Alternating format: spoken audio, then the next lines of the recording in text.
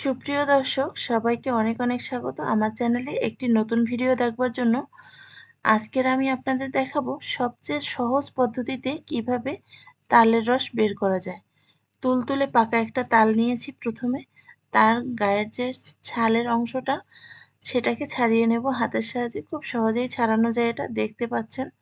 আপনারা বিভিন্ন পদ্ধতিতে তালের রস বের করে থাকেন, সেই তালের রসগুলো অনেক পাতলা হয়ে যায়, আবার অনেক সময় থাকে যে তালের রসের মধ্যে আঁশ থেকে যায়। এই ধরনের সমস্যাগুলো কিছুই থাকবে না। আবার অনেকে প্রবলেমে পড়েন যে তালের রসটা একটু তিতো ভাব থাকে, সেই সমস্ত সমস্যার সমাধান এই ভিডিওটা দেখলেই করতে পারবেন।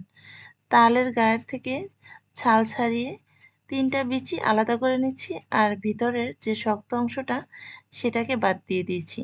আর খুব সামান্য পরিমাণ পানি দিয়ে তালটাকে একটা আটির সাথে আরেকটা আটি কিছু সময় ধরে একটু নেড়েচেড়ে এটা একটু নরম করে নিতে হবে। একটার গায়ে একটা লাগিয়ে দেখুন নরম করে নিচ্ছি। সমস্তটা নরম করা হয়ে গেলে পরে এর ভিতর থেকে রসটা বের হতে সহজ হয়। দেখুন এই যে কত সুন্দরভাবে রসটা বেরিয়ে গেছে। এরপর আমি একটা গ্রেটারের সাহায্যে তালের বিচিগুলো ঘষে ঘষে রসটা বের করে নিচ্ছি। দেখুন এই পদ্ধতিতে তালের রস বের করতে খুব কম সময় লাগে, দেখুন। এবং খুব পাতলাও হয়ে যায় না তালের রসটা, একদম ঘনই থাকে। আপনারা চাইলে সারা বছর সংরক্ষণ করার জন্য এই পদ্ধতি অবলম্বন করেই তালের রসটা বের করে নেবেন। দেখুন তালের রসটা কত সুন্দরভাবে একেবারে ঘন বের হয়ে গিয়েছে। এই রসটা কিছু সময় জাল করার পরে আরেকটু পাতলা করে কিছু সময় জাল করার পরে উপরের যে সাদা ফেনার মতন অংশ বের হয় সেটা ফেলে দিলে তালের তিতো ভাব চলে যায়।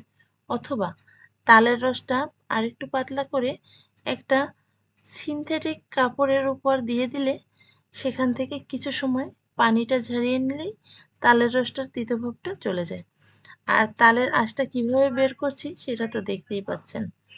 এই যে দেখুন তালের রসের মধ্যে সর্বশেষ যে অল্প সংখ্যক আঁশ রয়েছে সেটাও সেটাও বের করে নিচ্ছি। দেখুন বের হয়ে গিয়েছে।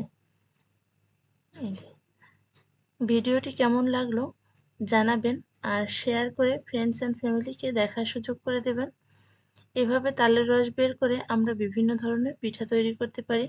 এরপরে আমি তালের পিঠা বানিয়ে আপনাদেরকে শেয়ার করব। ধন্যবাদ ভিডিওটি দেখার জন্য।